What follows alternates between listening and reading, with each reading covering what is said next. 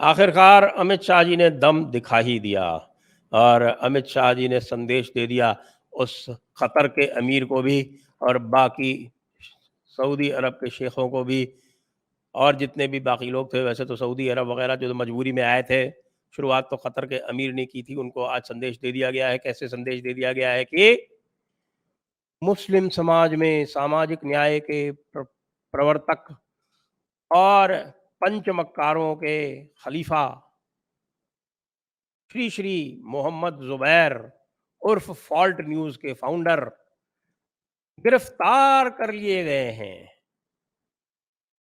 IPC के section 153 और 295 ए के अंतर्गत। जी हाँ, ये वही सेक्शंस हैं जिनके अंतर्गत नूपुर शर्मा बहन और भाई नवीन जिंदल के विरुद्ध में अनगिनत एफआईआर दर्ज की जा रही है देश के कोने कोने में। किस लिए? केवल इसलिए कि उन्होंने जो किताबों में लिखा हुआ है, इस्लाम की किताबों में लिखा हुआ है, उसी सच को सामने कह दिया।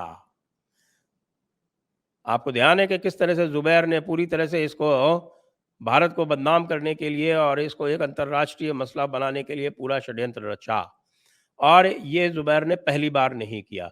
ये पूरा का पूरा एक इकोसिस्टम है जिसमें जुबैर शामिल है, जिसमें हमारी जो सौतेली माता है, फॉल्ट न्यूज़ के जो दूसरे फाउंडर हैं उनकी, यानी कि राणा अयूब, वो Arfa Khanum Sherwani, Wire, Scroll, Caravan, Saba Naqvi, ये सारा का सारा जो ये इकोसिस्टम जो है, ये जो शामिल है लेफ्टिस्ट का और इस्लामिस्ट का, इनका पूरा का पूरा प्रोग्राम आज से नहीं, सीएए के आंदोलन के समय से यही रहता था कि वे किसी न किसी मुद्दे को लेकर और ट्रिगर करते थे। किसे?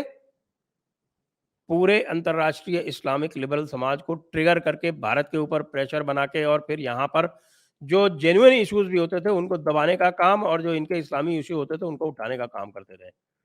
इसलिए मैं तो बधाई दे रहा हूँ आज अमित शाह जी को। और चारों तरफ हम और पहले ही देख रहे हैं, राणा अय्यूब ने तो पहले ही कह दिया है कि ये सरकार फैसिस्ट है। कोई नई बात नहीं है, ये तो पहले से ही कह रही थी। और अभी अभी आरफा खानम जी भी कह रही हैं कि देश रहने लायक नहीं है। भाई मैं आप सबसे, जितने भी लोग हैं जो देख रहे हैं और सोच रहे हैं कि ये देश अब रहने लायक नहीं है, उनसे कहता हूँ कि आपकी किताबों में हिजरत का प्रावधान है। यदि आप ये समझें कि कोई देश जो है पूरी तरह से दारुल हर्ब हो गया है, तो उसमें आपके लिए रहना कतई हराम है। ये आपकी किताबों में लिखा हुआ है, मुझे आपको बताने की ज़रूरत पड़ रही है। इसलिए आप जितने भी लेफ्टिस्ट इस्लामिस्ट टाइप के लोग हो और आपके जो पंचमक्कार हो, वरदराजन हो या स्क्रॉल वाले हो, फर्नांडिस हो, आप सारे के सारे हिजरत कर जाओ तुरंत। पहली फुर्सत में हिजरत कर जाओ, क्योंकि देश तो अब रहने लायक नहीं रहा है ना। और ख़ास तौर से हमारे ज़ू बेयर यानी कि चिड़ियाघर के भालू को जब गिरफ्तार कर लिया गया है, तो अब चिड़ियाघर के भालू के गिरफ्तार करने के बाद अब इस देश में कोई संभावना तो बची ही नहीं है। ये देश तो अत्याचार कर रहा है, ये देश तो फासिस्ट हो गया है, ये देश तो नाज़ी हो गया है। क्यों?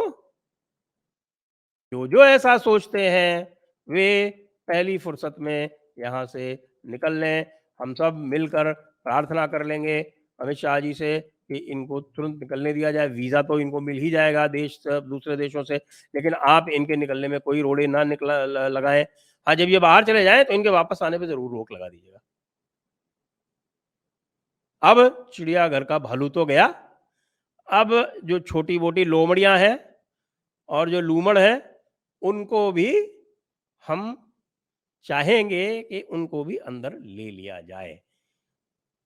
नूपुर शर्मा बहन और नवीन जिंदल भाई, हम सब आपके साथ लगातार हैं और आपके साथ खड़े रहेंगे हर कीमत पर। और ये जो आपके तरह तरह के भालू दाढ़ी वाले, बिना मूंछ वाले, ये सब जो हैं, ये जब उछल कूद करेंगे तो आप देख रहे हैं किस तरह से उसका उत्तर किशनगढ़ में दिया गया, अजमेर में दिया गया, बाड़मेर में दिया गया। राजस्थान से पूरा देश कुछ सीखे और सभी जगह हम चाहेंगे कि नूपुर शर्मा बहन, नवीन जिंदल भाई के समर्थन में इसी प्रकार के बड़े बड़े जुलूस निकाले जाएं, जिसको देखकर हमारे विरोधियों की छाती दहल जाए।